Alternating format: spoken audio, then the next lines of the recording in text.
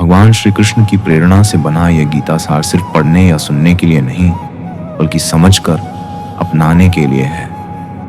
अगर आप इसे ध्यान से सुनेंगे, अपने दिन की शुरुआत और अंत इसे सुनते हुए करेंगे, तो आपको अपने जीवन में शांति, संतुलन और सफलता दोनों ही मिलेंगे।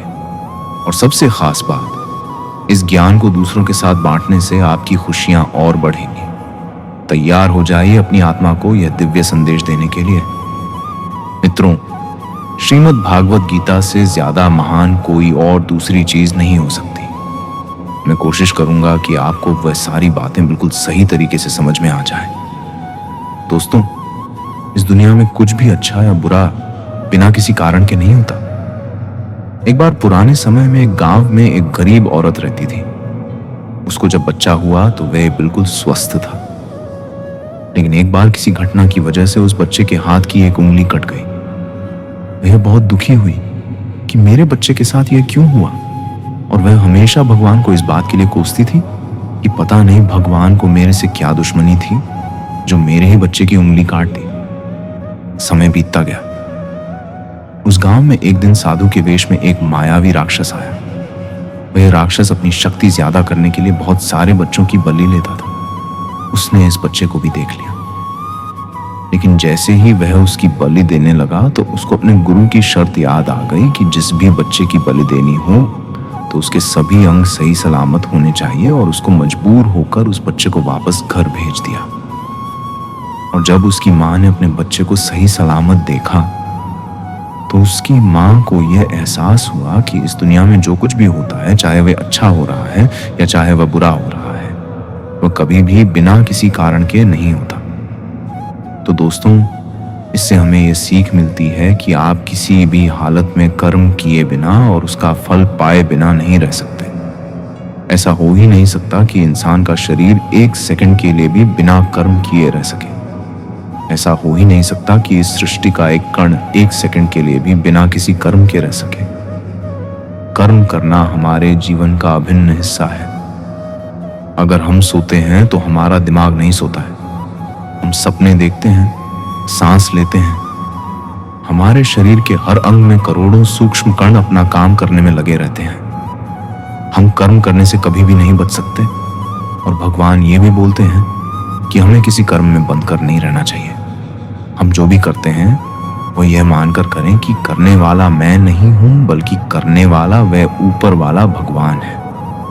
मैं तो क्षीण मात्र हूं, उसको केवल एक कार्य करने के लिए। इस काम को मैं नहीं कर रहा हूं, बल्कि यह काम मेरे द्वारा हो रहा है, मेरे द्वारा कराया जा रहा है। और जब हमारी सोच इस स्तर की होगी तो हमें कभी भी कोई भी दुख नहीं मिलेगा, हमें कभी भी दुख नहीं होगा, हमें कभी घमंड नहीं होगा।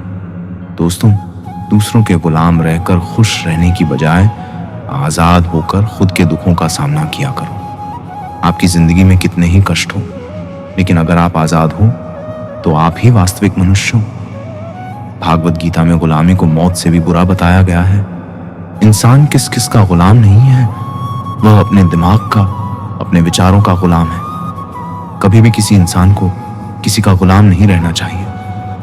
भगवान श्री कृष्ण कहते हैं कि इंसान दुखी रहता है तो उसका सबसे बड़ा कारण है मोह। मोह से अज्ञान आता है और जीवन में समस्याएं शुरू होने लगती हैं। महाभारत में धृतराष्ट्र को दुर्योधन से इतना मोह था कि वह अपने पुत्र को गलत काम करने से भी रोक नहीं सके। धृतराष्ट्र को पुत्र मोह की वजह से धर्म अधर्म का ज्ञान ही नहीं रहा था। अंत में सब कुछ बर्बाद हो गया। महाभारत में श्री कृष्ण ने अर्जुन से कहा था, जब ज्ञान की धारा बहती है तो सबसे पहले मोह को नष्ट करती है। मोह को इसलिए नष्ट करती है क्योंकि मोह ही अज्ञान है। यूनान का सम्राट सिकंदर पूरी दुनिया को जीत लेना चाहता था। एक दिन एक नागा साधु ने सिकंदर से कहा कि तू यह पूरी दुनिया जीत लेगा, उसके बाद क्या करेगा, क्योंकि इसके अलावा दूसरी कोई दुनिया है ही नहीं। इतना कहकर संत जोर जोर से हंसने लगा। संत की बातें सुनकर सिकंदर निराश हो गया था। सिकंदर ने संत से कहा कि आप हंसिए मत, ये बात सच ही है, लेकिन मैंने आज तक यह बात सोची ही नहीं थी। सिकंदर ने अब भी दुनिया जीती नहीं थी, लेकिन जीतने के विचार से ही वह निराश हो गया था, क्योंकि दुनिया जीतने के बाद कोई और मोह नहीं बचता। सिकंदर ने संत से कहा कि आप हंस क्यों रहे हैं? संत ने जवाब दिया कि तू पूरी दुनिया जीत लेगा तब भी तुझे निराशा ही मिलेगी, क्योंकि तू दुनिया को जीतने के मोह में बंधा है, जबकि मेरे पास कुछ नहीं है, लेकिन मैं हमेशा खुश रहूंगा क्योंकि मुझे किसी चीज का मोह नहीं है। मोह की वजह से जीवन में दुख आते हैं। मोह घर परिवार से हो सकता है, सफलता का मोह हो सकता है, सुख सुविधा और मान सम्मान का मोह हो सकता है। जहां मोह रहेगा वहां दुख तो आएगा ही। मोह जब सफल होता है तो दुख मिलता है, और जब असफल होता है तब भी दुख मिलता है। श्री कृष्ण कहते हैं कि जब कोई मोह त्याग देता है तो उसे मेरी कृपा मिल जाती है। मोह रहित व्यक्ति परम आनंद प्राप्त करता है। इसीलिए मोह का त्याग करना चाहिए और जो हमारे पास है उसी में संतुष्ट रहना चाहिए। ज्यादा पाने का मोह रहेगा तो दुख मिलना तय है। भगवान श्री कृष्ण कहते हैं कि जो हुआ वह अच्छा हुआ, जो हो रहा है वह अच्छा हो रहा है, जो होगा वह भी अच्छा ही होगा। तुम भूत का पश्चाताप ना करो, भविष्य की चिंता ना करो। जो वर्तमान चल रहा है, तुम्हारा क्या गया जो तुम रोते हो? तुम क्या लाए थे जो तुमने खो दिया? तुमने क्या पैदा किया था जो नाश हो गया? न तुम कुछ लेकर आए, जो लिया यहीं से लिया, जो दिया यहीं पर दिया, जो लिया इसी भगवान से लिया, जो दिया इसी को दिया। खाली हाथ आए खाली हाथ चले।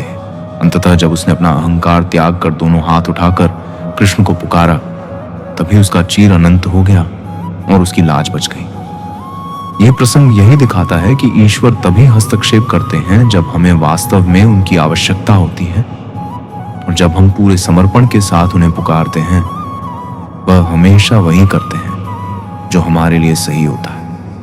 अगर द्रौपदी शुरू से ही पूर्ण विश्वास के साथ कृष्ण का आश्रय ले लेती तो उसे अपमान का वह क्षण देखना ही नहीं पड़ता, पर वह घटना भी उसके जीवन के लिए आवश्यक थी, क्योंकि उस अपमान ने ही उसे यह समझा दिया कि मनुष्य कितना भी शक्तिशाली क्यों ना हो, सच्चा सहारा केवल ईश्वर ही है। अर्जुन के जीवन में भी यही सत्य सामने आया जब उसने अपने सगे संबंधियों को देखकर मोह में आकर धनुष नीचे रख दिया। वह सोच रहा था कि युद्ध करना पाप होगा, परंतु कृष्ण ने उसे समझाया कि यह युद्ध केवल तेरे व्यक्तिगत स्वार्थ का नहीं है, बल्कि धर्म की रक्षा का है। अगर तू अपने मोह में फंसकर युद्ध से भागेगा तो इतिहास तुझे कायर कहेगा और तू अपने ही कर्तव्य से विमुख हो जाएगा। इसीलिए अर्जुन के लिए उस समय युद्ध करना ही सही था। भले ही उसे वह कठिन लग रहा था, पर वही उसका धर्म था और वही उसके आत्मा के उत्थान के लिए आवश्यक था। हमारे जीवन की स्थितियां भी कुछ ऐसी ही होती हैं। कई बार हम सोचते हैं कि जो रास्ता हमें दिख रहा है वही सबसे आसान है, लेकिन ईश्वर हमें उस राह पर ले जाते हैं जो कठिन जरूर है पर हमें मजबूत बनाती है। जैसे कोई किसान बीज को मिट्टी में डालकर ऊपर से ढक देता है। बीज के लिए वह अंधकार और दबाव बहुत कठिन होता है, लेकिन वही अंधकार उसे अंकुर बनने की शक्ति देता है और वही दबाव उसे धरती को चीर कर बाहर आने की ताकत देता है। उसी तरह हमारे जीवन के कठिन क्षण हमें आगे बढ़ने की क्षमता देते हैं। इसीलिए जब भी तुम्हें लगे कि परिस्थितियां तुम्हारे विरुद्ध हैं, तो ये याद रखो कि कृष्ण तुम्हें वही अनुभव दे रहे हैं जो तुम्हारी आत्मा को आगे ले जाने के लिए आवश्यक है। तुम अब भी शायद उसे समझ ना सको, पर समय बीतने के बाद तुम्हें दिखेगा कि वही घटना तुम्हारे जीवन का सबसे बड़ा वरदान बनी। यही गीता का शाश्वत सत्य है और यही जीवन को देखने का सही दृष्टिकोण है। कर्ण का जीवन भी इस सत्य का प्रमाण है। वह जन्म से ही अद्भुत प्रतिभा वाला था, लेकिन उसे हमेशा अपने जन्म की पहचान छुपानी पड़ी। समाज ने उसे सूत पुत्र कहकर ठुकराया, परंतु यही कठिनाइयां उसे महान योद्धा बनाने का कारण बनी। अगर उसे जन्म से ही सम्मान और अधिकार मिल जाते तो शायद वह उतनी तपस्या और साधना ना करता। कृष्ण ने उसे समझाया था कि तेरे जीवन की परिस्थितियां तुझे कष्ट जरूर देती हैं, लेकिन इन्हीं परिस्थितियों ने तुझे अद्वितीय शक्ति दी है और यही तुझे महान बनाएंगे। ईश्वर ने तुझे वही दिया जो तेरे उत्थान के लिए आवश्यक था। भीष्म पितामह का उदाहरण भी देखो। उन्होंने आजीवन ब्रह्मचर्य का व्रत लिया और अपने पिता की प्रतिज्ञा के कारण उन्होंने व्यक्तिगत सुख का त्याग किया। देखने में यह जीवन बहुत कठिन था, लेकिन इसी त्याग ने उन्हें इतना महान बनाया कि पूरा महाभारत उन्हें गंगापुत्र भीष्म के नाम से याद करता है। अगर ईश्वर उन्हें सामान्य जीवन दे देते तो शायद उनका नाम इतिहास में इतना ऊंचा ना होता।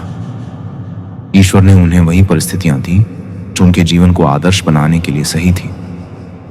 युधिष्ठिर का जीवन भी यही सिखाता है।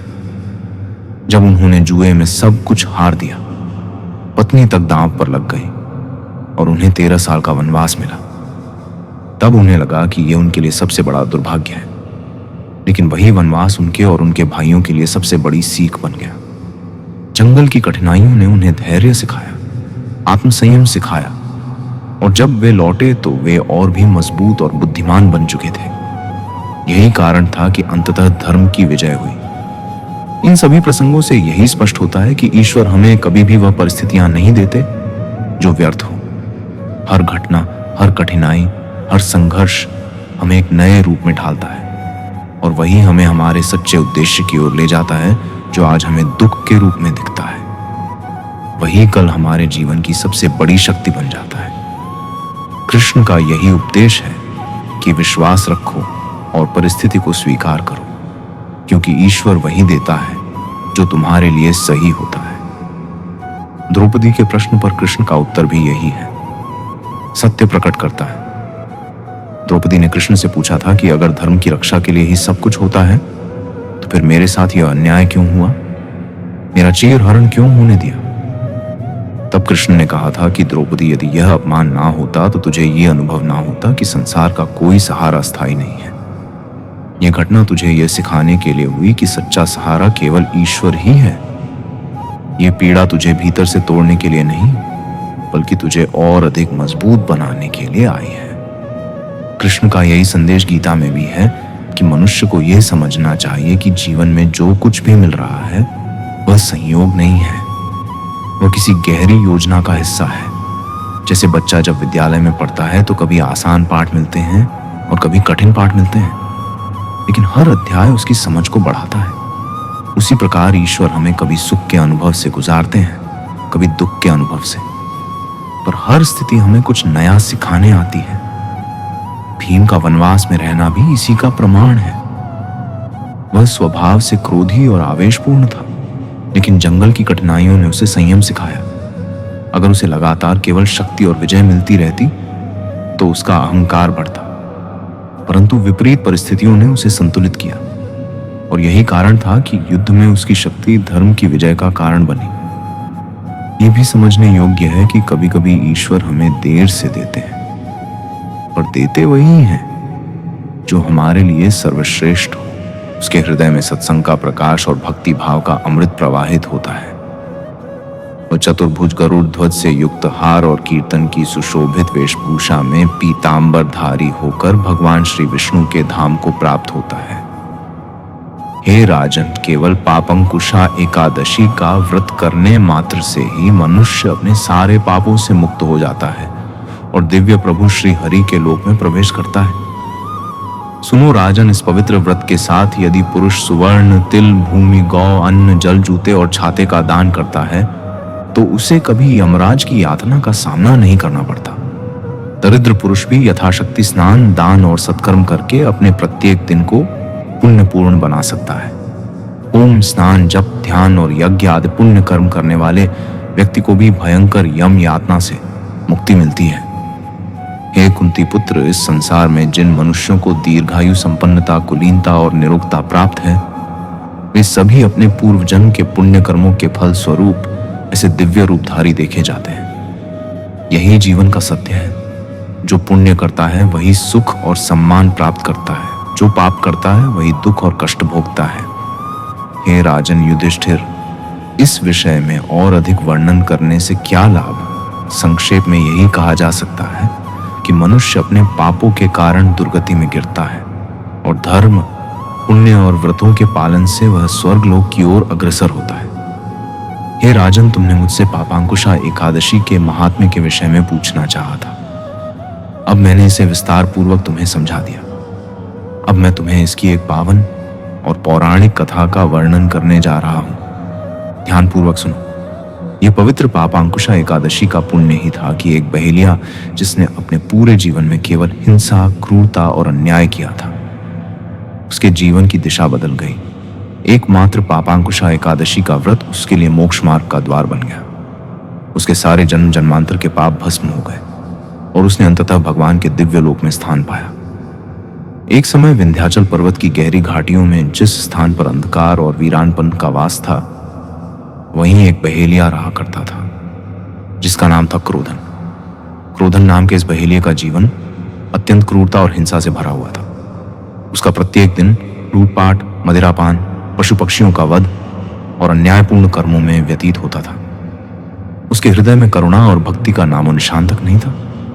वह न केवल अपने लिए बल्कि समाज और प्रकृति के लिए भी आतंक का कारण बन गया था। एक रात्रि उसने सोते समय एक स्वप्न देखा। उसने देखा कि जब उसका अंतिम समय आया तब यमराज ने अपने दूतों को आदेश दिया कि क्रोधन को उनके दरबार में पेश किया जाए। इस प्रकार यमराज के भयानक दूत क्रोधन के पास आए। उन्होंने उससे कहा, कल तुम्हारे जीवन का अंतिम दिन है। कल हम तुम्हें यमलोक में ले जाने के लिए आएंगे। यह देख सुनकर बहेलिया भयभीत हो गया और अपने अनैतिक कार्यों से विचलित होकर जंगल में भटकने लगा। तभी उसने जंगल में देखा कि अंगेरा अरश्य गहन तपस्या में लीन है। अरश्य की आकृति में अत्यंत शांति और दिव्यता झलक रही थी। क्रोधन के मन में अचानक एक जिज्ञासा और आशा का संचार हुआ। उसने हाथ जोड़कर अरश्य के पास जाकर विनम्रतापूर्वक पूछा, हे महर्षि, अंगिरा, मेरा जीवन पाप कर्मों से भरा हुआ है। अनगिनत निर्दोष पशु पक्षियों और जीवों का मैंने वध किया है। मेरे जीवन में केवल हिंसा, मदिरापान और पाप ही पाप रहे हैं। मुझे निश्चय ही नरक में जाना पड़ेगा। हे महर्षि, कृपा कर मुझे ऐसा उपाय बताइए जिससे मेरे सारे पाप भस्म हो जाए और मुझे मोक्ष की प्राप्ति हो सके। क्रोधन की इस विनती और हृदय की श्रद्धा को देखकर अंगिरा हर्ष ने उसकी ओर दया दृष्टि से देखा और बोले, हे पुत्र, जो मनुष्य अपने पापों से व्यथित होकर सच्चे मन से प्रायश्चित और व्रत करता है, उसके लिए भगवान श्री विष्णु का कृपालु स्वरूप मार्ग प्रशस्त कर देता है। तू अपने पूर्व जन्म और वर्तमान जीवन के पापों से मुक्ति पाना चाहता है तो आश्विन मास की शुक्ल पक्ष की पापांकुशा एकादशी का विधि पूर्वक व्रत कर। इस दिन के व्रत, कीर्तन और उपासना से न केवल तेरा मन पवित्र होगा बल्कि जीवन के सभी पाप भी भस्म होकर नष्ट हो जाएंगे। बहेलिये क्रोधन ने अर्श के बताए गए नियमों और विधान का पालन किया। उसने सच्चे मन, श्रद्धा और विनम्रता के साथ पापांकुशा एकादशी का उपवास किया, जागरण किया, भगवान श्री हरि का कीर्तन किया और विधि विधान से पूजा अर्चना की। उसे अद्भुत और दिव्य शक्ति का अनुभव हुआ। उसके जीवन में जो पापों का भार था, जो उसे जन्म जन्मांतर तक दुख और नरक की यातनाओं में डुबोने वाला था, वह सब एक क्षण में नष्ट हो गया। क्रोधन का हृदय शुद्ध और शांत हो गया। उसकी आत्मा में अब केवल भक्ति, करुणा और मोक्ष की भावना का वास होने लगा और जीवन के अंतिम क्षणों में उसे भगवान श्री हरि की कृपा से मोक्ष की प्राप्ति हुई। हे राजन, इस पावन कथा से हमें यह शिक्षा मिलती है कि कोई भी मनुष्य चाहे कितना ही पापी क्यों ना हो, यदि सच्चे मन से प्रायश्चित करता है और पापांकुशा एकादशी का व्रत विधि विधान से करता है तो भगवान श्री हरि उसकी सभी अशुद्धियों और पापों को नष्ट कर देते हैं। जैसे बहेलिये क्रोधन को उसके सारे पापों से मुक्ति मिली, उसी प्रकार सभी भक्तजन यदि श्रद्धा, भक्ति और विधि पूर्वक उपासना करें तो भगवान उन्हें अपने दिव्य वैकुंठ लोक में स्थान देंगे और उनके जीवन को पवित्र, शुभ और मोक्षमय बना देंगे। प्रिय भक्तों, अब हम सुनते हैं माता लक्ष्मी और भगवान नारायण की एक दिव्य कथा, जिसके सुनने मात्र से माता लक्ष्मी की असीम कृपा प्राप्त होती है और हमारी सभी मनोकामनाएं शीघ्र पूर्ण होती हैं। एक समय की बात है जब भगवान श्री लक्ष्मी नारायण और माता लक्ष्मी ने अपने भक्तों की भक्ति, उनके हृदय की श्रद्धा और मनोभावों की परीक्षा लेने का निश्चय किया। मैं आपके भीगे कपड़े निचोड़कर फैला देती हूँ। जब सूख जाएंगे तब आप इन्हें पहन लेना। हम बहुत निर्धन हैं, बस इन्हीं 2 कपड़ों से ही आपको गुजारा करना होगा। वृद्ध पुरुष और वृद्धा स्त्री ने बड़े आदर और प्रेम से अपने वस्त्र बदल लिए। फिर वह स्त्री अपने आंगन में गई और 2 पीतल की छोटी छोटी थालियों में बथुए का साग और बाजरे की रोटियां लेकर आई। वह बड़े प्रेम और भक्तिभाव से बोली, माता जी, यह लीजिए, भोजन कर लीजिए। आज मेरे घर में यही भगवान का प्रसाद है। मुझे खेद है कि मेरे घर में ना घी है, ना दूध, ना चीनी। आपको बस यही सरल रूखा सूखा भोजन करना होगा। वृद्धा स्त्री, जो माता लक्ष्मी का रूप धारण किए हुए थी, मुस्कुराई और कहने लगी, कोई बात नहीं बेटी, हमें तो ये भोजन बड़ा स्वादिष्ट और प्रेमपूर्ण लगा। ऐसे कहकर वे दोनों वृद्ध स्त्री पुरुष उस सरल और सादे भोजन का आनंद लेने लगे। थोड़ी देर में उस स्त्री का पति भी घर लौटा। वह दिन भर काम की तलाश में भटकता रहा था और अब थका मांदा घर पहुंचा। पत्नी ने चुपके से उसे सारी बात बता दी। सुनकर वह पति भी अत्यंत प्रसन्न हुआ। उसने देखा कि भले ही उनके पास संपत्ति ना हो, पर हृदय की सच्ची भक्ति और सेवा की शक्ति उनके घर में समाई हुई है। फिर दोनों दंपति ने अपना बिछौना उन वृद्धों को दे दिया ताकि वे आराम से चारपाई पर सो सकें, और स्वयं फटे टाट ओढ़कर धरती पर लेट गए। सुबह जब बारिश थम गई और सूर्य की सुनहरी किरणें धीरे धीरे धरती पर बिखरने लगी, तब वे दोनों वृद्ध स्त्री पुरुष जाने लगे। स्त्री ने हाथ जोड़कर उन्हें सूर्योदय तक रोक लिया। घर में पड़े जौ को पीसकर आटा गूंथा, रोटियां बनाई और उन्हें रास्ते के लिए बांध दी। हाथ जोड़कर बोली, माता जी, हम बहुत निर्धन हैं, इसीलिए जैसी सेवा करनी चाहिए थी वैसी सेवा नहीं कर सके, कृपा कर हमें क्षमा करें। तब बूढ़ी स्त्री, जो माता लक्ष्मी का रूप धारण किए हुए थी, ने प्रेम और करुणा से उत्तर दिया, बेटी, हम गरीबों की जो सेवा तुमने की है उसका फल तुम्हें भगवान अवश्य देंगे। आज तू जो भी चीज को छुएगी वह दिन भर खाली नहीं होगी। ऐसा कहकर वृद्ध रूपधारी भगवान लक्ष्मी नारायण और माता लक्ष्मी जी वहां से धीरे धीरे चले गए। अब उस स्त्री को अपनी बथुए की हांडी को साफ करने की याद आई। वह रसोई में जाकर जैसे ही हांडी उठाती है, उसकी आंखें आश्चर्य से खुलनी की खुलनी रह गई। उस हांडी में स्वर्ण मुद्राएं भरी हुई थी। स्त्री ने हांडी को उलट कर रखा तो वे दोबारा भर गई। जैसे ही वह स्वर्ण मुद्राओं को हांडी से निकालकर एक तरफ रखती, हांडी फिर से भर जाती।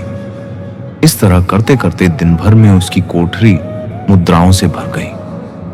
बस फिर उसके पति ने उन मुद्राओं को बेचकर बढ़िया सा घर ले लिया, एक कपड़े की दुकान खोल ली, घोड़ा गाड़ी खरीद ली और वे अब बड़े सुख और शांति के साथ रहने लगे।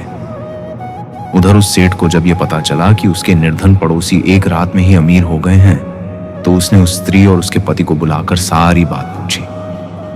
स्त्री बड़ी भोली भाली और सादगीपूर्ण हृदय वाली थी। उसने बड़ी सरलता और निष्कपटता से सारी बात सेठ को बता दी।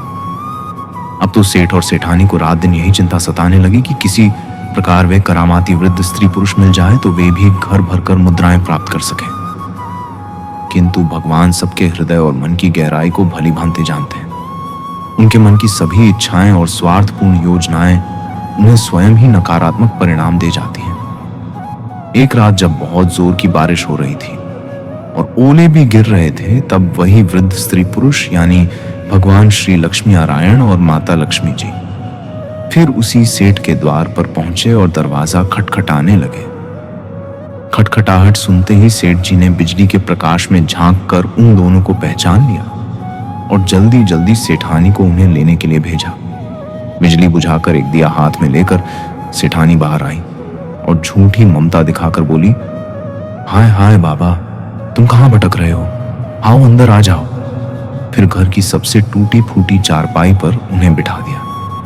घर में बहुत सारे गर्म कपड़े होते हुए भी वह उनके लिए जानबूझकर 2 फटे पुराने वस्त्र लेकर आई और बोली, बाबा, घर में इस समय बस यही है। फिर उनसे बिना पूछे ही घर की सबसे घिसी पुरानी थालियों में बथुए का साग और बाजरे की रोटी भी ले आई।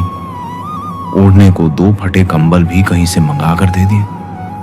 फिर सेठ सेठानी भी उसी कमरे में गद्दा बिछाकर धरती पर लेट गए। सुबह अंधेरे होते ही जब वे दोनों वृद्ध स्त्री पुरुष वहां से जाने लगे, तो सेठानी ने चने पीसकर रोटी बनाई और उनके लिए बांध दी और बोली, माता, हम बड़े दरिद्र हैं, आपकी बिल्कुल भी सेवा नहीं कर पाए। आशा है आप हमें क्षमा कर देंगी। तब वृद्धा रूपधारी माता लक्ष्मी जी ने कहा, बेटी, जैसी सेवा तूने की है उसका फल तुझे भगवान अवश्य देंगे। हाँ, आज तू जिस भी काम को अपने हाथ में लेगी वह दिन भर समाप्त नहीं होगा। उन दोनों के जाते ही सेठ सेठानी में झगड़ा हो गया। सेठ चाहता था कि बथुए की हांडी मैं खोलूं और सेठानी चाहती थी कि मैं खोल लूं। अंत में दोनों ने एक साथ हांडी पकड़ी और अपनी अपनी तरफ खींचने लगे। इसी छीना झपट्टी में हांडी टूट गई और कमरे में बथुआ ही बथुआ बिखर गया। सेठानी झाड़ू लेकर कमरा धोने लगी। जब वह कमरा साफ करती तो तुरंत ही कमरे में बहुत सारा और बथुआ बिखर जाता। सुबह से शाम हो गई और सेठानी हाथ में झाड़ू लेकर कमरा साफ करती रही। इसलिए सच ही कहा गया है कि जिसकी जैसी नीयत होती है भगवान उसे वैसा ही फल देते हैं। मित्रों, हम भगवान श्री हरि से प्रार्थना करते हैं कि हे मधुसूदन, जैसे आपने धर्मराज युधिष्ठिर को इस व्रत कथा का दिव्य अमृत पान कराया, उसी प्रकार हमारे जीवन में भी प्रत्येक एकादशी ऐसा अवसर बने जो हमें पापों से मुक्त कर मोक्ष के पथ पर आगे बढ़ाए और हमारी जीवन यात्रा में आपकी करुणा और आपकी कृपा निरंतर बढ़ती रहे।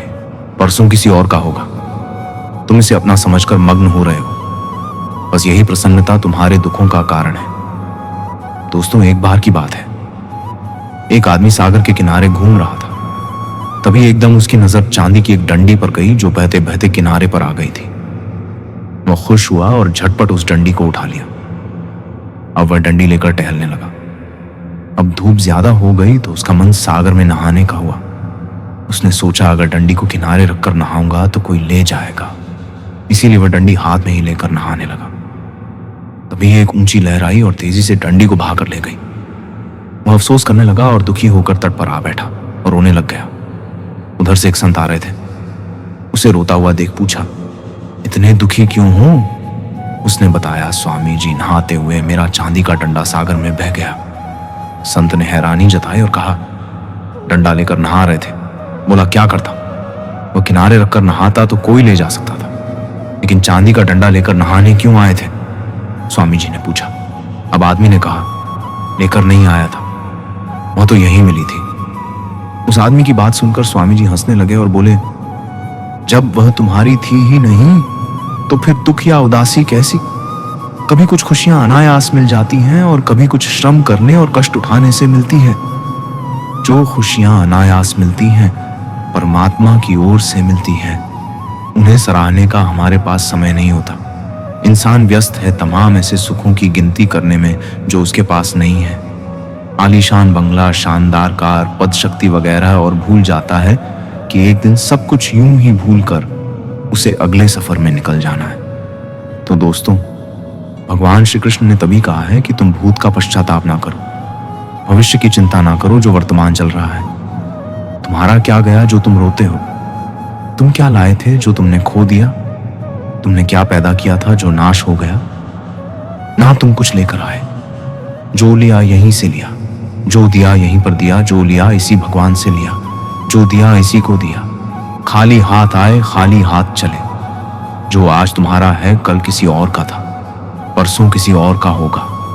तुम इसे अपना समझकर मग्न हो रहे हो। बस यही प्रसन्नता तुम्हारे दुखों का कारण है। दोस्तों, जब महाभारत का युद्ध खत्म हो गया था तब युधिष्ठिर ने हस्तिनापुर की राजगद्दी संभाल ली थी। सब कुछ सामान्य हो रहा था। एक दिन वह समय आ गया था जो कोई पांडव नहीं चाहता था। श्री कृष्ण द्वारिका लौट रहे थे। सारे पांडव दुखी थे। श्री कृष्ण उन्हें अपने शरीर का हिस्सा ही लगते थे, जिसके अलग होने के भाव से ही वे कांप जाते थे। लेकिन श्री कृष्ण को तो जाना ही था। कोई भी श्री कृष्ण को जाने नहीं देना चाहता था। भगवान भी एक एक कर अपने सभी स्नेही जनों से मिल रहे थे। सबसे मिलकर उन्हें कुछ ना कुछ उपहार देकर श्री कृष्ण ने विदा ली। अंत में वे पांडवों की माता और अपनी बुआ कुंती से मिले। भगवान ने कुंती से कहा कि बुआ, आपने आज तक अपने लिए मुझसे कुछ नहीं मांगा, आज कुछ मांग लीजिए, मैं आपको कुछ देना चाहता हूं। कुंती की आंखों में आंसू आ गए। उन्होंने रोते हुए कहा कि हे श्री कृष्ण, अगर कुछ देना ही चाहते हो तो मुझे दुख दे दो, मैं बहुत सारा दुख चाहती हूं। श्री कृष्ण आश्चर्यचकित हो गए। श्री कृष्ण ने पूछा, कक, ऐसा क्यों बुआ? तुम्हें दुखी क्यों चाहिए? कुंती ने जवाब दिया कि जब जीवन में दुख रहता है तो तुम्हारा स्मरण भी रहता है। हर वक्त तुम याद आते हो। सुख में तो यदा कदा ही तुम्हारी याद आती है। तुम याद आओगे तो मैं तुम्हारी पूजा और प्रार्थना भी कर सकूंगी।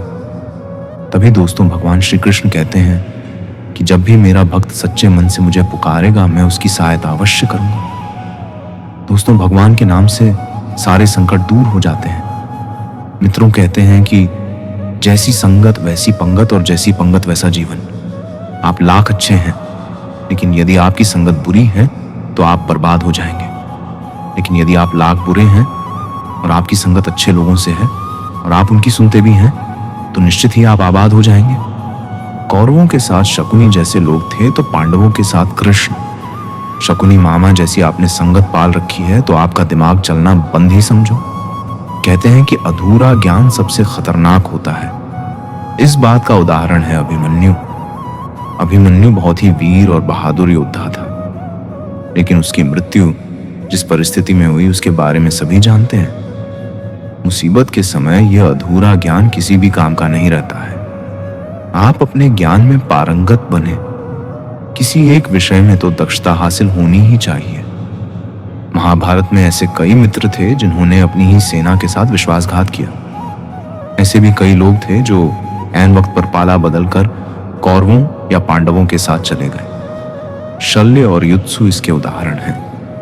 इसीलिए कहते हैं कि कई बार दोस्त के भेष में दुश्मन हमारे साथ आ जाते हैं और हमसे कई तरह के राज लेते रहते हैं।